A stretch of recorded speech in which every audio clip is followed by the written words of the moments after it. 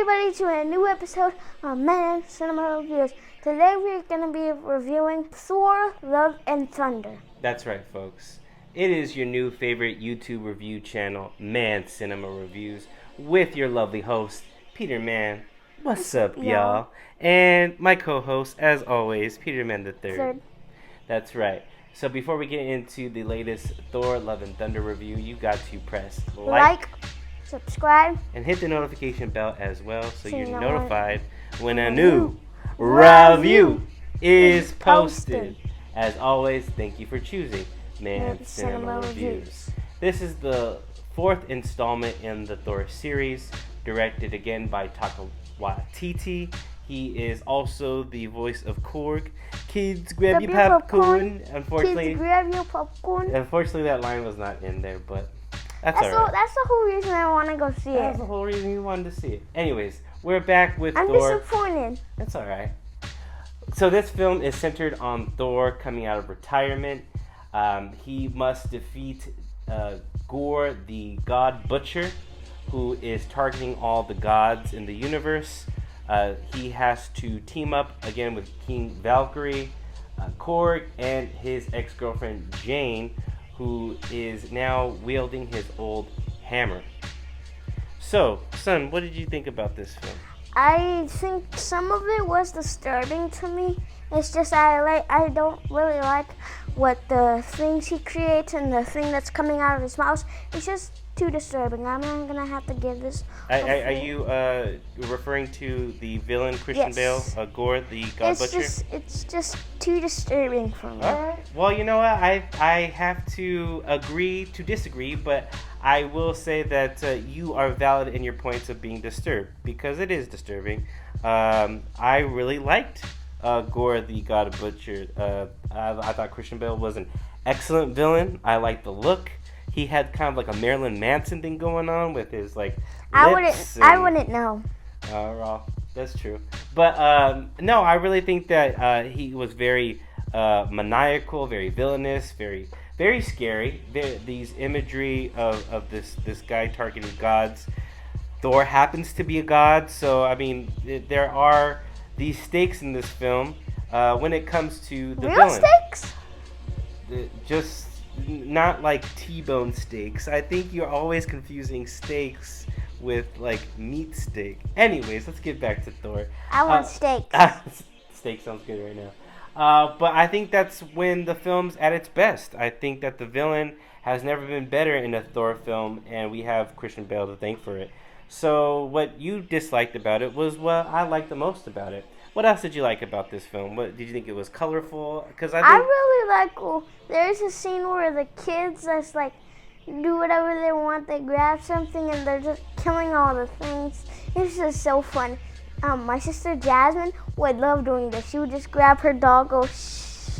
And you're referring to the kids in Asgard, right? Yes, who are kidnapped by Gorr. So yes. Like they must also rescue the kids. Thor gives the powers for them, and a little girl grabs her teddy bear and she's like, yeah.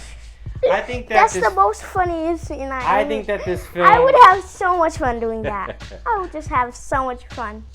I think that this film is geared towards kids, weirdly enough. I think that this demographic is actually for older kids, maybe 13, but also it kind of gets back to what you liked about it, the kids aspect, the kids being kidnapped but using their whatever powers. Their powers to wield, just like whatever they can get their hands on, even if it's a teddy bear,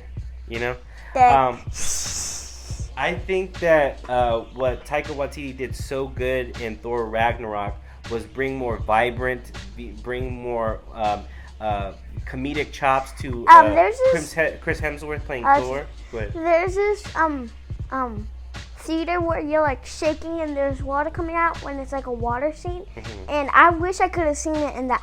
That would be so cool. I would be what theater are you referring to? Is it like in Hollywood or something? It's like a theater. It's like a 4D kind of experience. I think I know what you're talking about. It's like your seat vibrates and it moves. You can hear and smell sounds and stuff. Yeah, water sprays. Hollywood. Yes, and your seat just like it would be amazing to watch that. It wouldn't just vibrate; it would just move your seat around. Okay.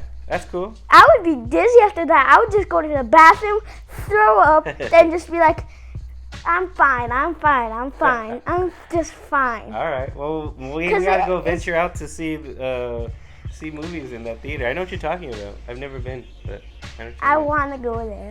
Okay, so if I see like a vibrant movie or just a cool movie, I'm going straight to that theater. But what I was going to say is that as much as I like Taika Waititi bringing on being the helm of the director chair, I think he did well in Ragnarok, where I feel like it wasn't as good in Love and Thunder. And maybe I'm hitting like a Marvel fatigue. Maybe I'm finally getting to the point where I'm not buying into the wash, rinse, and repeat mode of a Marvel film. But I found this film kind of meandering.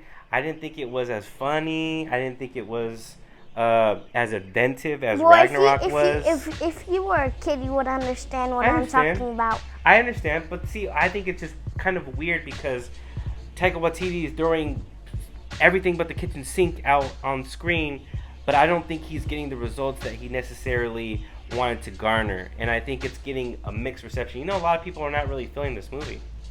It's not getting that great of reviews. But I know that you really were into it. To me, I think it's kind of middle of the road. I think it's kind of your run-of-the-mill average Marvel film with a great performance by Christian Bale. I'm kind of curious to see what you would give this film. Let's go to the rating. What would you give it? A 10 out of 10? Oh, a 4 out of 5. 4 out of 5. Okay. It just takes one with the disturbingness. Oh, okay. So you think that the disturbingness really kind of ruined it for you a little bit? Just takes one off.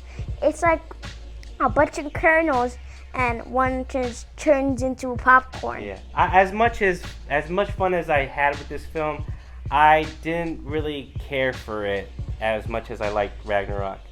I'm gonna have to give this film a 2.5. It's Pack your bags. It's like teetering on a 3-star, but it just didn't capture.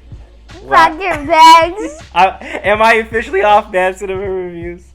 I think with the more and more that I watch the film, I'm gonna delete the episodes and put a me gaming. Yeah, are you officially off this channel? So my son gives it a 4 out of 5, which I really thought you were going to give it a 5 out of 5. And you probably thought I was going to give it 3 stars, but I gave it a middle of the road 2.5. I thought it was okay. I knew it.